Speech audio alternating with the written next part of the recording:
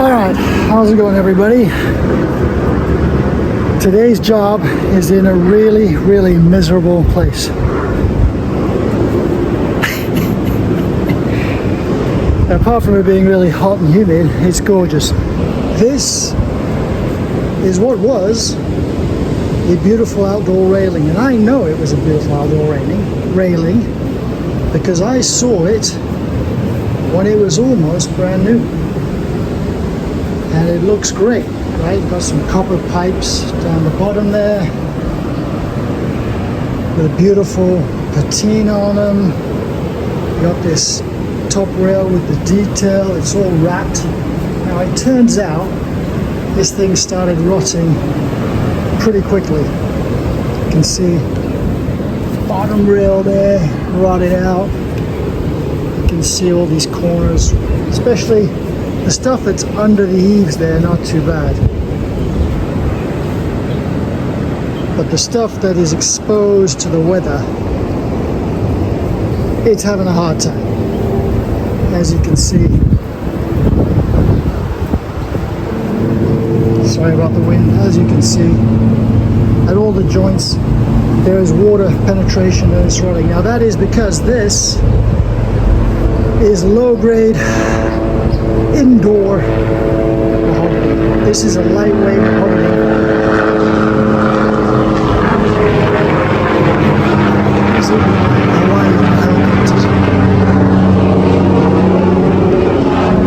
But of course, this is the cheapest mahogany. What that means is, do not use outdoors. Sadly, do not use outdoors, I'm afraid. So we are going to replace all of these sections exposed to the weather, sand and restain the rest, replace all the rot, try and get some more life out of the existing parts, and we're going to replace it with Sapele. So Sapele is much more dense, same grain, and once stained it will match completely, and you can stick it outdoors. They make decking out of it and stair treads and all that stuff. So that's the plan. So we're going to get on with the demo here. I mean, look at this. Look at that, how bad that is. On with the demo. So today will just be the rest of the demo, then we'll go get some wood. We are going to have to buy the raw lumber, 2 inches thick, then mill this detail into it, which is harder than you think. Couldn't actually find one router bit that would do that profile, but I've got an idea. And then you see at the bottom of the post there, I mean, even if it was outdoor rated wood, that should never be touching the tile down there. There should be some kind of gap with a caulking to stop any water seeping up into the end grain there. This is on the shore in Hawaii. This gets a lot of rain, sun. Sometimes this whole deck is flooded with water. So anyway, we're gonna have to treat all of those edges. We'll probably get the multi-tool, cut 3/4 of an inch off those, put some kind of bullnose or something that resists the weather, and caulk underneath there. Okay, let's get going. All right, just in the process of milling all the timber. There it all is, Sapele, and obviously it is kind of surfaced on one side, rough surfacing, but we have to cut. They're all oversized, so we got to cut it all down. So just cutting straight edges, about an 1/8 inch oversized, and then after that we'll run them all through the planer just to get nice clean edges. Take a 1/16 off either side, but that's it. I'm gonna spend a few hours milling all of this. Track saw does a great job for cutting one straight edge, and then you can measure off that and get another straight edge. Right, here we are folks, a couple of weeks later we're back at the railing job. So all the all the pieces were cut to size. I say cut to size because I didn't realize some of these are 7 1/4 wide, these top rails, and some are just 7 1/8. So there might be some more cutting to do. But what I'm basically doing is replacing all the rotten bits. You can see I've wrapped, like here, I've wrapped this post with a few new bits. A few of these guys were rotten, so I kind of reused what I could and taken out the rotten bits. You can see down the bottom there we got some nice new Sapele.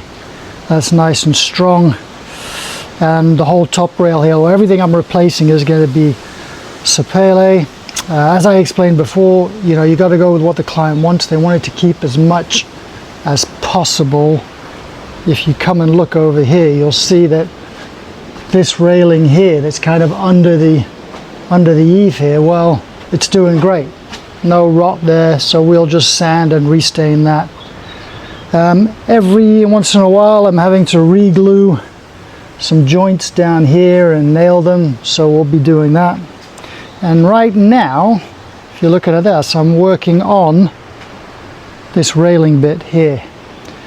So there's a funky angle at the top there, and then, very important, I'm working on the 45 return. If you can, let me show you one that's done.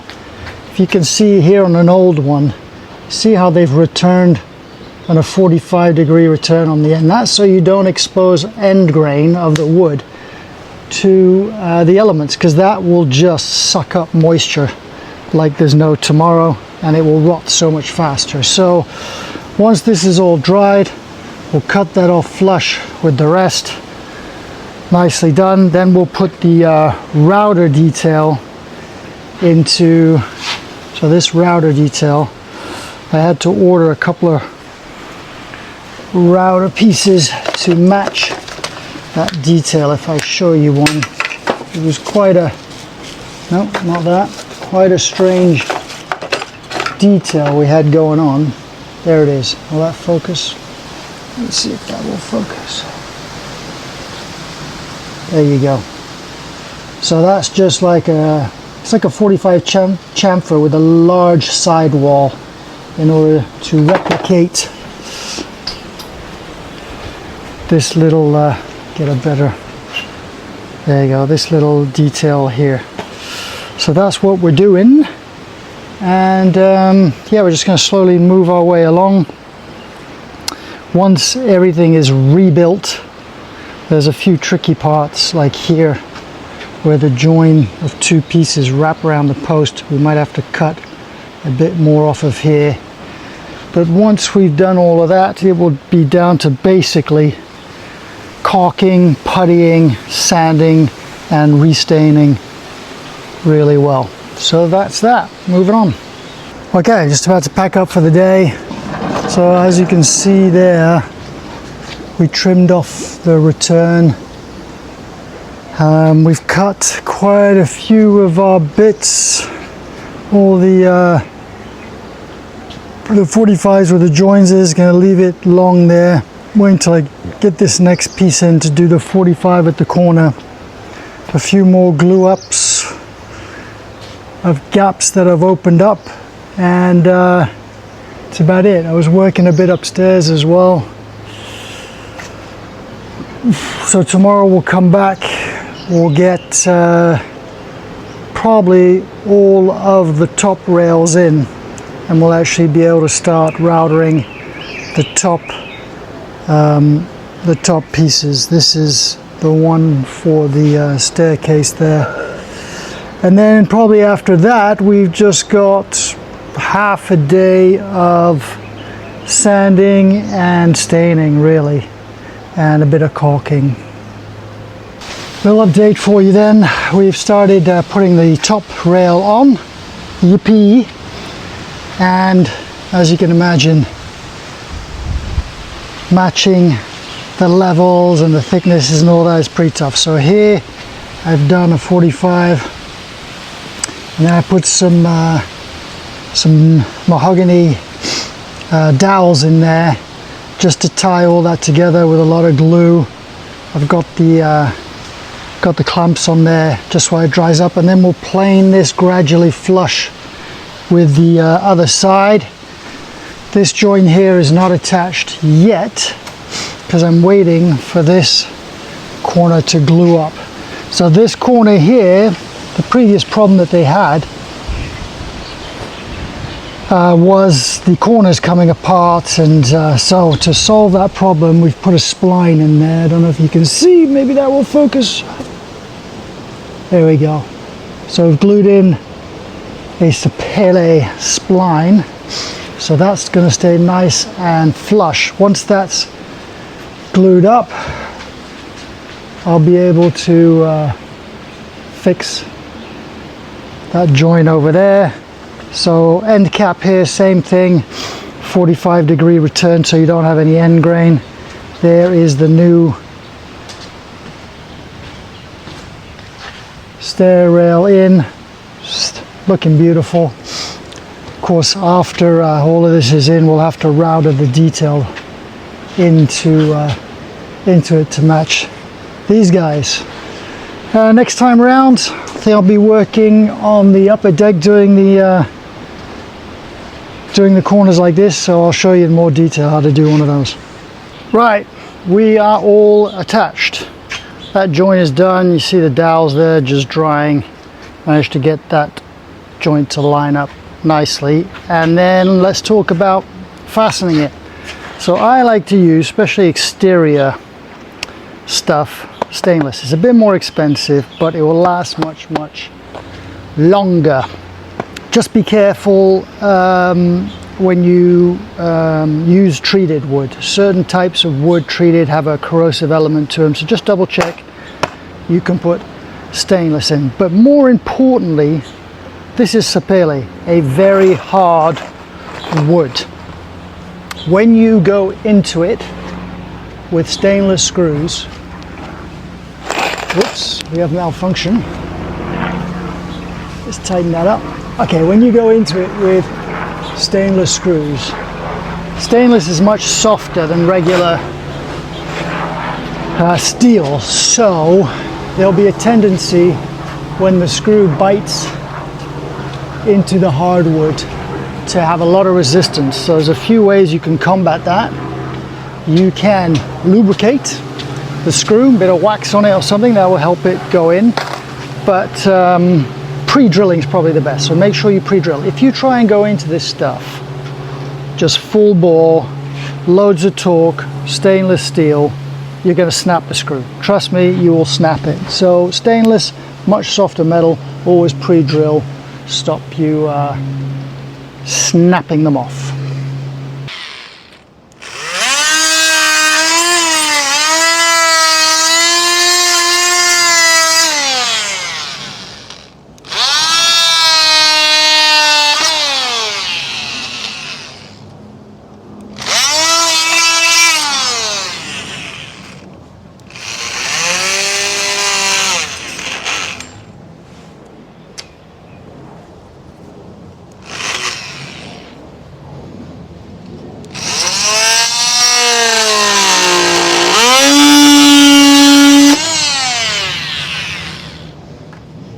Got this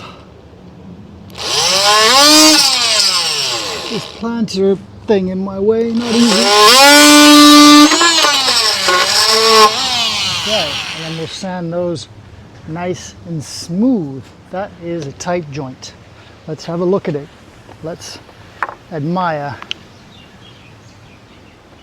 I mean, come on folks, that is a tight miter. Right, now just because of the nature of how this was built, I've got a little bit of height difference here between my old boards and my new boards, and that's because they built this thing a bit janky. If I was building this from scratch, everything would be plumb and level. This balcony, whatever you call it, is not level for a start. So you gotta work with what you got. But what we're going to do is we're going to use the electric planer and gradually plane this down to about the same height. We're going to go in this direction because we don't want to chip anything out, and it will gradually increase in size, but you will never notice it to the naked eye. Sometimes when you're just replacing instead of building from new, you got to improvise. All right, a little bit of planing. Here we go. So when you plane, guys, start off on your lowest setting. So I mean that is 1/32 of an inch. That is a 16th. I'm even below that. I'm just above 0, and we're going to see what that gives us. Here we go.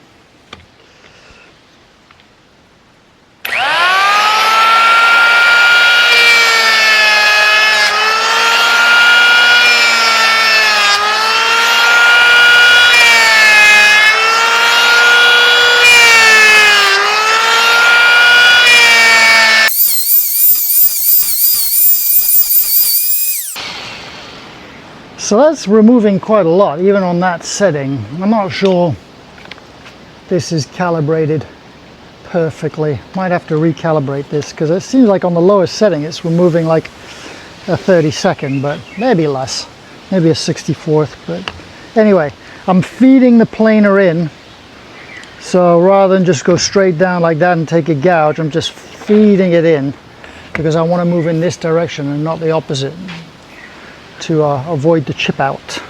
When I get down close to the seam here, I'll probably sand it just so I don't chip anything out.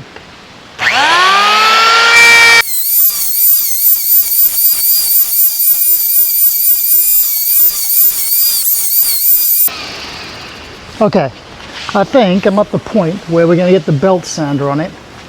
Ooh, that makes a lot of sawdust, because I really don't want to chip out this joint.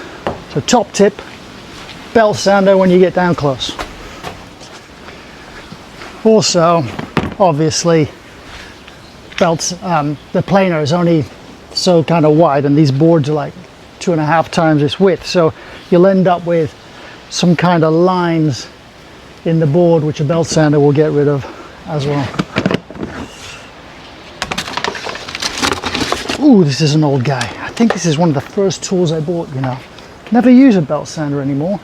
Very occasionally, but this is a, check it out, Craftsman 7.5 amp. This is over 20 years old. That's amazing.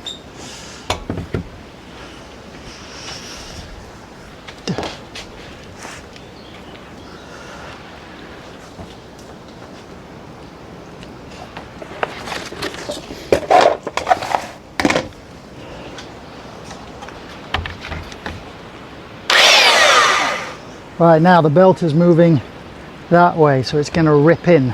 So really, I want to use it in this direction so it doesn't rip up the edge.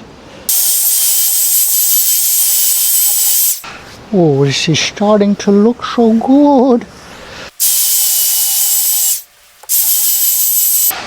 Just feel it with your hand. That feels pretty good. Let's give you a little look.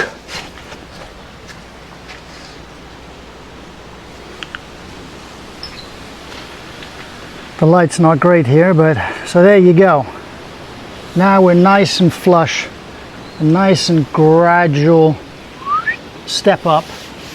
That join from going from an old join to a new one. Obviously we still have to router the detail in, and the whole thing is going to get sanded, palm sander, before we stain it, obviously, but that joint's not going anywhere. Job done.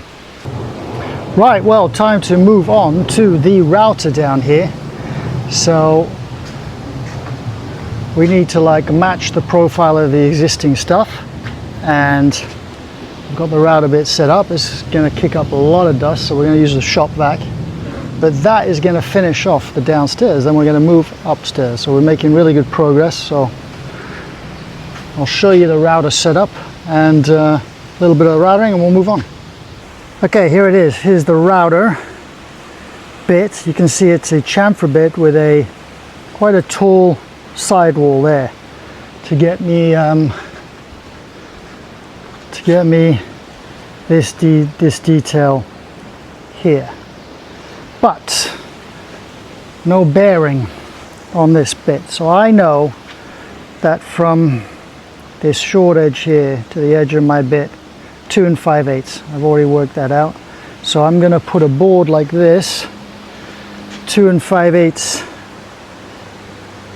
away from the edge, clamp it down, and then I can run the router along it. The detail, as you can see over here, it doesn't go all the way to the edge. So I'm going to put myself a little stop block on the ends here to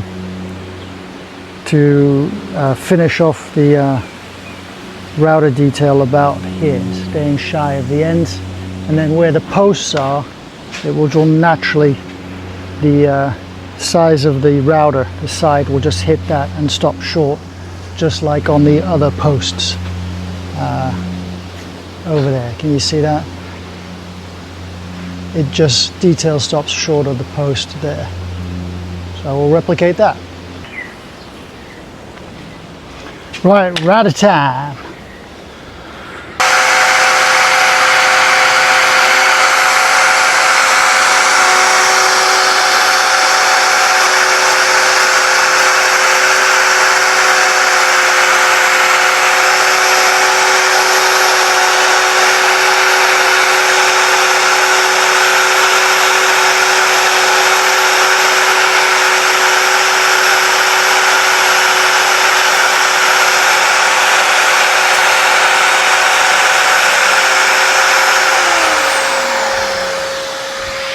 Looking good. You can tell that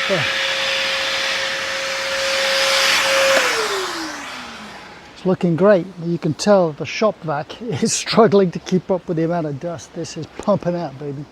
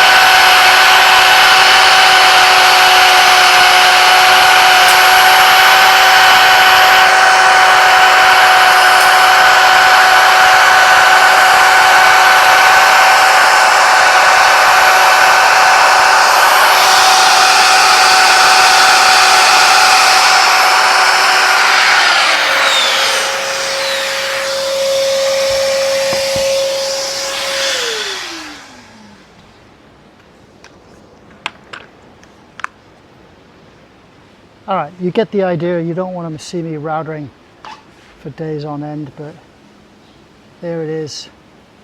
A nice replica. Stop short of there. Stop short of there. And I'm just going to carry on. Meet you upstairs. All right, there we go. Barring the sanding and the staining and some caulking. And I'm also not sure what I'm going to do around the post, because there's some of the bottom posts here are a bit beat up, so I might put some molding around that. But apart from that, you can see it's all done. A little bit of puttying here and there where the wood had some defects, but let's move on to the top rail. Right, onto the top railing.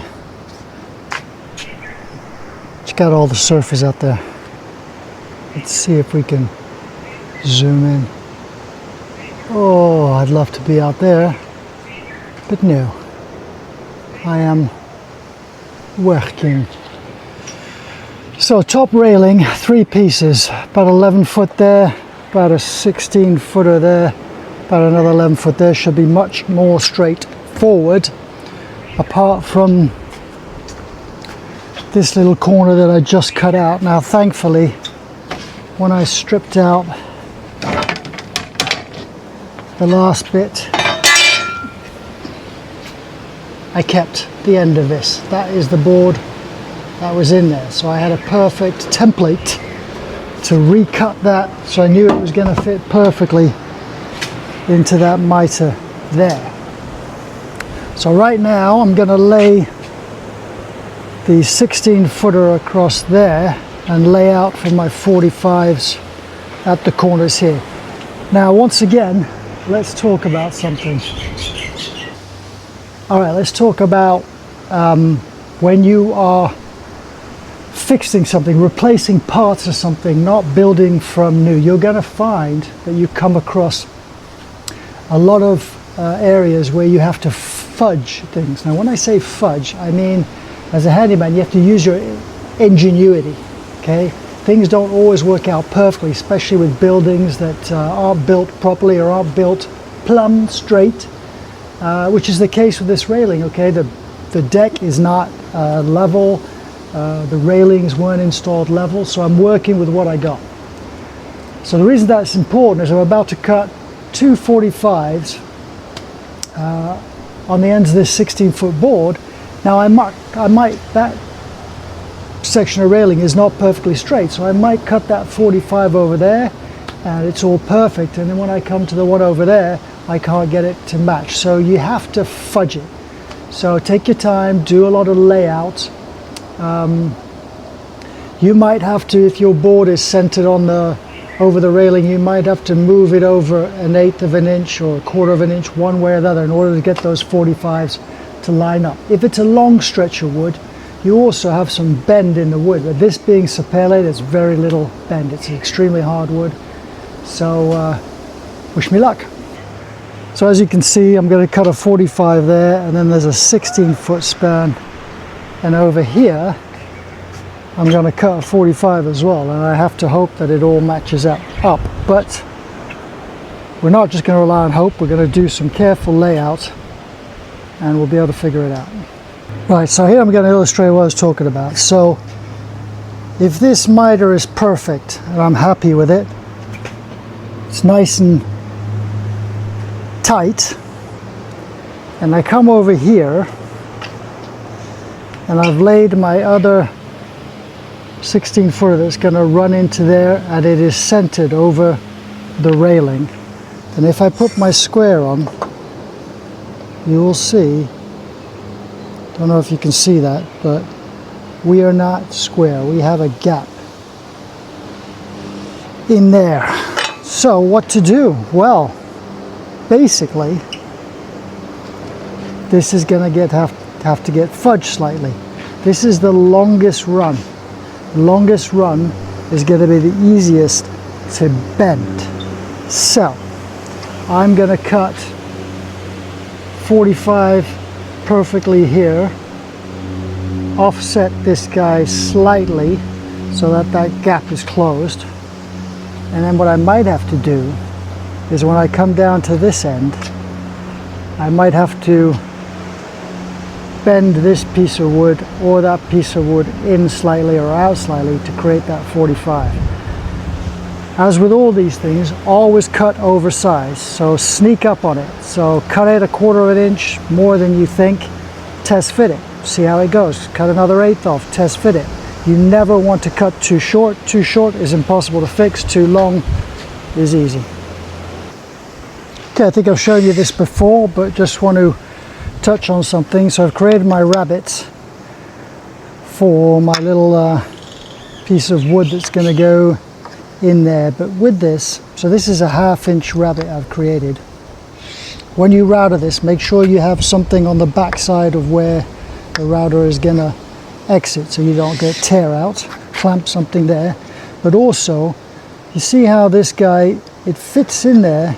There's not too much wiggle room, but there's enough room for glue. The whole point of this is to tie everything together.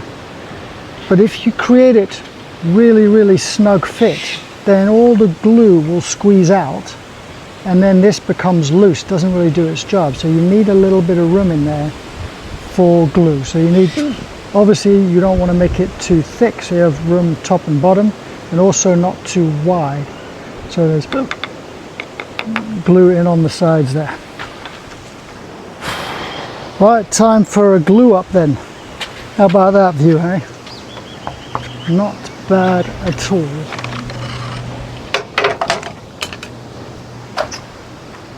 Right, so whole bunch of glue in there. Stick this guy in, stick that guy in, clamp it up, tape it up, whatever you have to do to keep it all tight. Shall I do that, or shall I work on the other side? Maybe I will just, well, no, we've already calculated that this is going to work with not too much fudging on the other side, so I think we can glue this up, and maybe if we screw it in from underneath, stop it moving, then we can work on the other side. Where's my glue?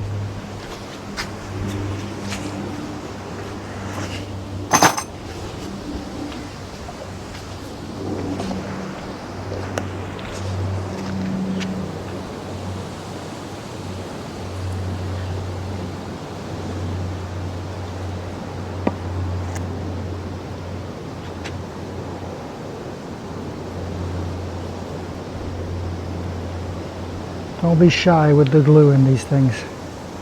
Bit of squeeze out, you can clean up.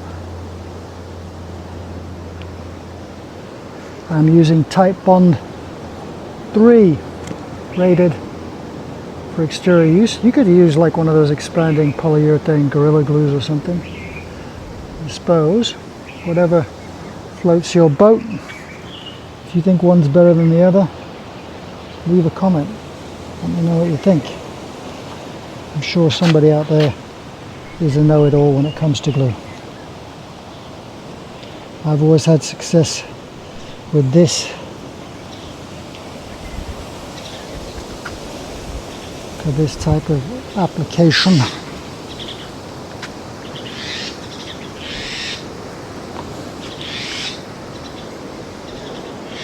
But I'm sure somebody's having a heart attack watching this at the moment.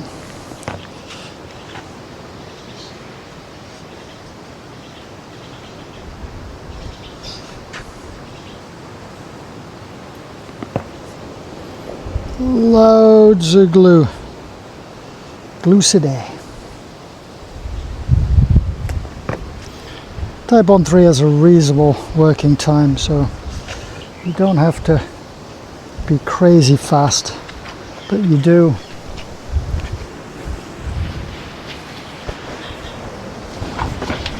Sorry, but you don't, you can't dilly-dally. You can't like hang around forever.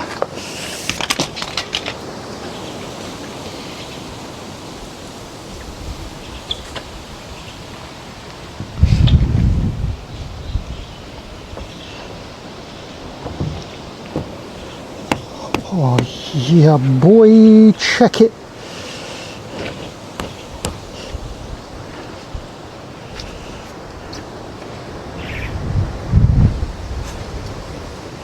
Ow! Just got myself a splinter, you ding dong. Alright. Yeah, that is a nice mitre there. I'm liking that. That will pull together beautifully.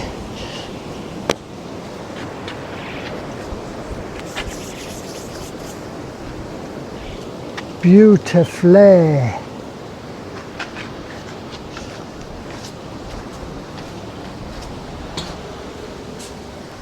Obviously clamping 45s with straight clamps is not the easiest thing, so all I've done here is I've clamped a couple of blocks to the actual pieces, and it gives me something that I can just squeeze that joint together while the glue sets. Now we can move on to this side, get this guy in. I'm not sure if I showed you this bit or not, but as you can see, I've taken out old piece of wood and they were notched around these posts. So what I have to do is I have to remove a bit of wood here. It doesn't have to be super exact, it's nice to be tight, but you got a bit of room for maneuver because the cutout is hidden by this trim piece. So just going to do that, just trace it out and do it on the jigsaw. And then I'm going to be cutting from the top side here, so to figure out how far in I have to cut, I measure from here, the top end of the 45 over to the post, and then I'll just add 1/8 of an inch to give me a bit of wiggle room, and I'll transfer those measurements over to the top here. And there you go, there it is. Don't have to be too precise, you can freehand this. You're not going to see it. If it was something I would see, I would use like a square or something to make sure the jigsaw tracks straight. But for this, you can just freehand it. And there you go, there's the new one in there.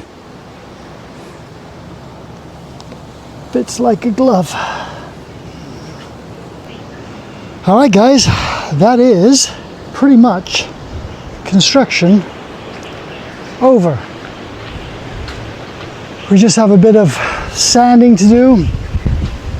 It was windy. In fact, a lot of sanding. Puttying,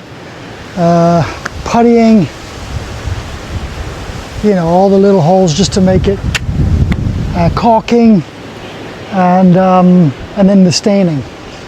So you probably don't want to see that stuff. That stuff's kind of straightforward. So the next time you'll see me, I'll show you the finished product, I think. I don't think there's anything else particularly interesting to show you, but I'll give you a final tour of the upstairs before I leave you.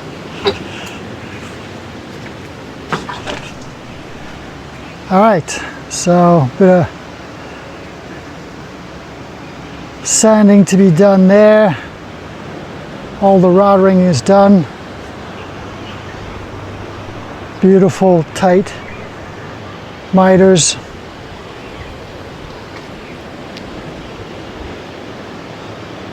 There again. Look at that. Let's go down the end. Give you a shot from afar.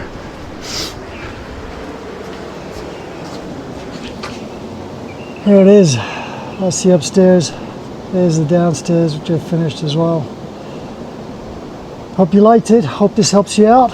I'll show you the finished project next. All right, it is 95% done.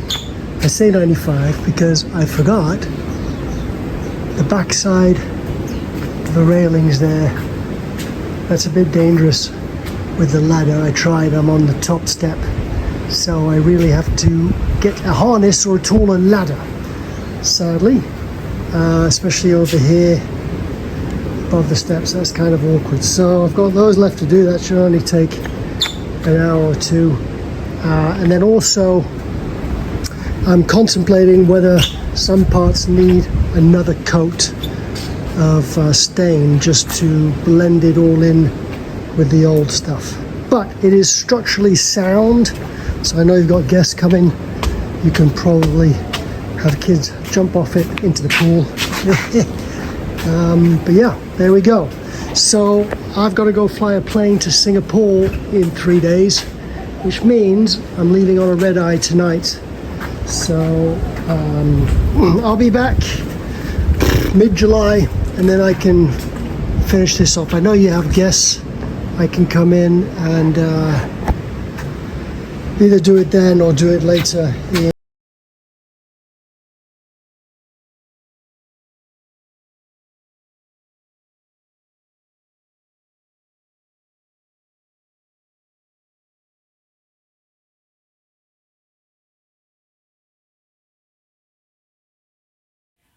Alright guys, quick voiceover here. The audio on this part of the video was a bit corrupted. So here's the final product. There are a couple little spots that didn't get finished just because I needed a taller ladder. You can see up there a couple of bits that are not stained. But otherwise, this is the completed project. As you can see, it came out beautifully.